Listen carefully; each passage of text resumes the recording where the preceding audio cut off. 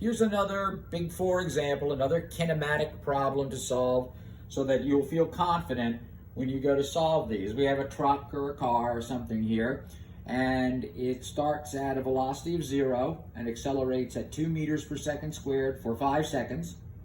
And then at this point, it slows its acceleration down to 1 meter per second squared and travels another 6 seconds.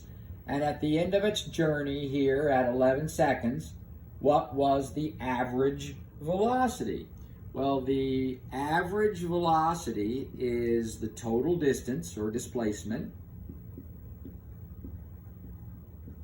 over the time, which is going to be 11 seconds.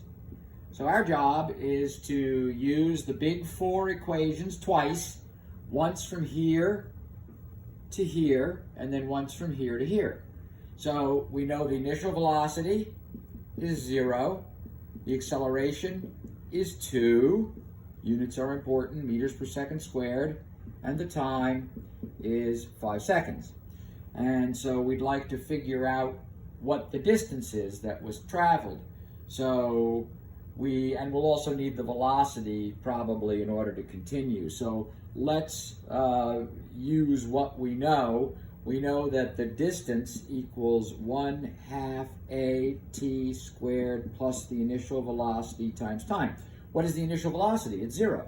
This is a great equation to use because all we have to do is square time, which we know how to do. So the distance traveled is 1/2 AT squared, which is 25 meters. Fair enough. Now I need the second big four from here to here. And I know, 3 things about it, so I should be able to solve it with ease. I know that the acceleration is 1 meter per second squared, and that the time is equal to 6 seconds. But I never did get the velocity at this point. I probably should have gotten it. So the final velocity in this part of the problem is equal to the initial velocity plus AT. The initial velocity is 0. The acceleration in this initial part was 2 meters per second squared times the time, which was 5. So the initial velocity was the final velocity for this part of the motion, and the initial velocity for this part of the motion is 10 meters per second. So I also know that the velocity initial for this second part is 10 meters per second. And now I have my 3 unknowns, and I can go to my big four and pick a good equation for it. And again, if you don't know what to use, you write down your write down your big four equations.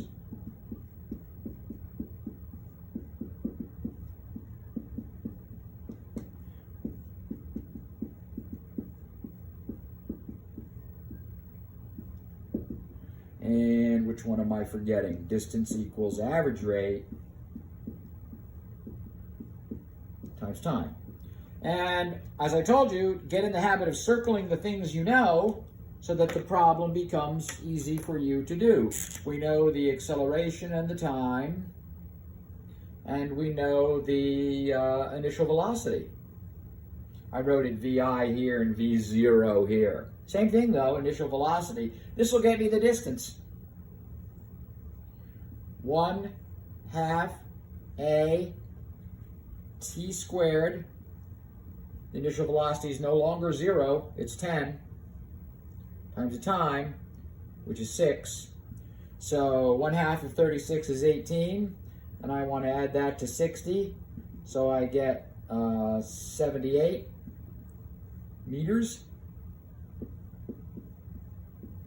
So my total displacement is 78 plus 25. So it's 103 divided by 11.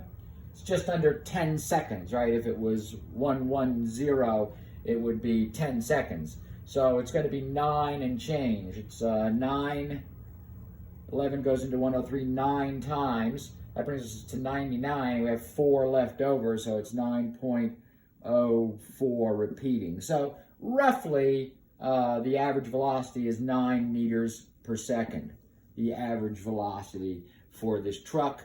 Again, when you have a kinematic equation, you may have to do 2 steps or even 3 steps. But we know the big four, and so it's relatively easy for us to write down the equation, circle the things we know, and solve it. And we can do that once or twice, usually it's no more than 2 times, to find the answer to a kinematic equation. And we'll practice more of these when we get to a practice test together.